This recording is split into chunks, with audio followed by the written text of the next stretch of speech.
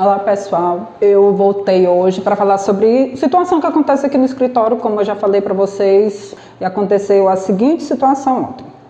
Chegou um cliente aqui para mim dizendo que ele queria voltar a trabalhar, mas a empresa não aceitava ele de volta. Por quê? Ele tinha um atestado médico, de um médico cardiologista, dizendo que ele não poderia fazer nenhum esforço, que ele tinha risco de morte súbita.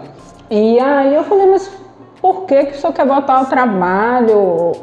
Não fazia sentido, né? E aí eu falei para ele, né, que ele tinha algumas opções, que era marcar uma nova perícia no INSS. Ele já disse que tinha marcado 3 perícias, não tinha passado, e queria optar pelo judicial. Só que a gente tem uma demora que é própria do processo judicial. Um processo de auxílio-doença, ele demora em média 10 meses a 1 ano para tramitar na Justiça Federal.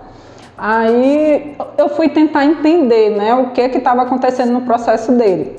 E aí, como a gente já tem bastante experiência em perícias cardiológicas, aí eu fui ver os ecodoplercardiogramas dele e ele tinha 4 ecodoplercardiogramas. Ele tinha leve alteração no ritmo do coração. Ele fez um teste de esteira e ele tinha 95% da capacidade do coração dele. 100% é o máximo, ele tinha 95%.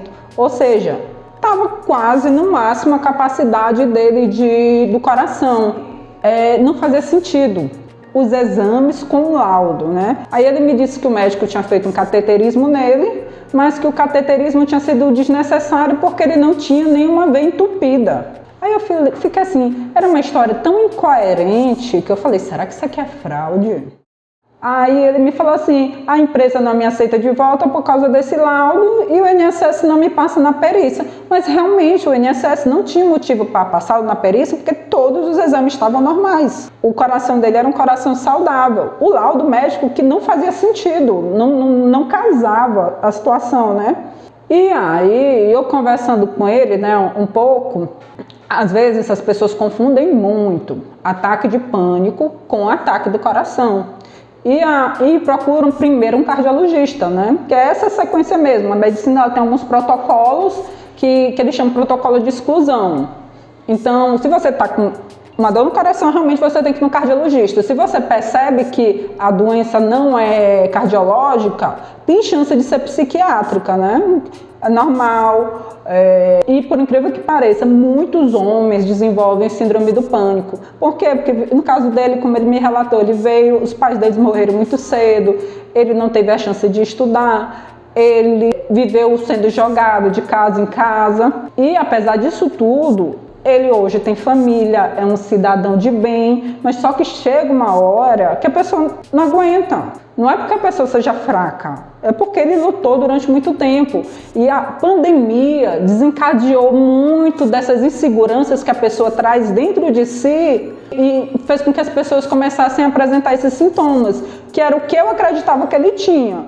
Aí, eu não sou médica, eu sou só advogada. É uma questão de lógica. Os exames estão normais, o laudo é como se o exame fosse, está bem aqui, como se fosse um exame de uma pessoa e o laudo médico de outra pessoa. Não fazia sentido. Então, a lógica é uma ciência que se aplica a todas as ciências. Ou então, falando de forma mais simples, eu não preciso saber cozinhar para saber que a comida está ruim. Então, o que eu falei para ele? Olha, o que eu acho que o senhor não tem nenhuma doença cardiológica. Eu acho que mas eu não sou médico, eu só sou advogada. O que eu lhe aconselho é o seguinte, se eu tenho um cartão de crédito, vá se consultar, vá pegar uma segunda opinião de um segundo cardiologista, para ele dizer o que realmente, tirar essa nossa dúvida. Porque se ele disser que o senhor está muito doente, eu estou errado e o médico está certo. Mas se ele disser que o senhor tem um coração saudável, então ele vai ter condições de lhe dar um laudo e o senhor vai conseguir retornar para a empresa, certo? Aí ele realmente disse isso. Aí quando ele falou, mas inclusive eu tomo 5 medicamentos, eu passo muito mal com esses medicamentos e o médico disse que não é para deixar ninguém mexer e voltar lá de 3 em 3 meses. Aí eu falei, olha, pega uma segunda opinião, vamos ver o que está acontecendo de verdade. Porque aí se o outro médico confirmar, realmente o senhor está doente. Mas se o outro médico não confirmar, disser que o senhor está bom, o primeiro médico estava errado. E aí eu já estranhei essa história dele ter feito um cateterismo. O que é um cateterismo? É para você desobstruir uma artéria que está fechando, entendeu? Faz umas plaquinhas de gordura.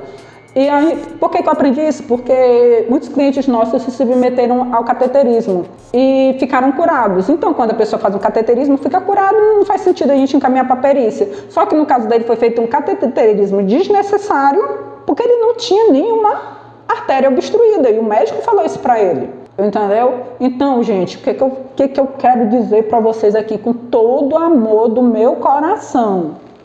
Não deixem a vida de vocês na mão de qualquer um. Seja advogado, seja médico, entendeu? Sejam espertos, sejam diligentes, entendeu?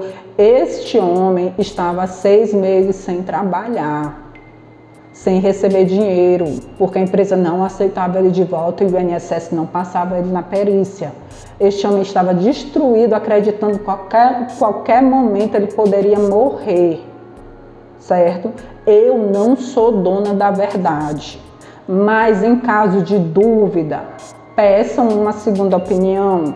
Ninguém é dono da verdade, tá certo? Nem o médico, nem eu, nem o padre, nem o pastor, nem o vizinho, nem o pai, nem a mãe, nem o filho, entendeu?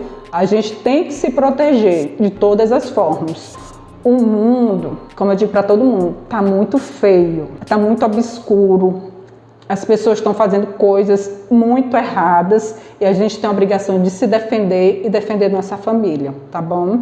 Então, um bom dia para vocês, que Deus abençoe e que tenhamos uma ótima semana.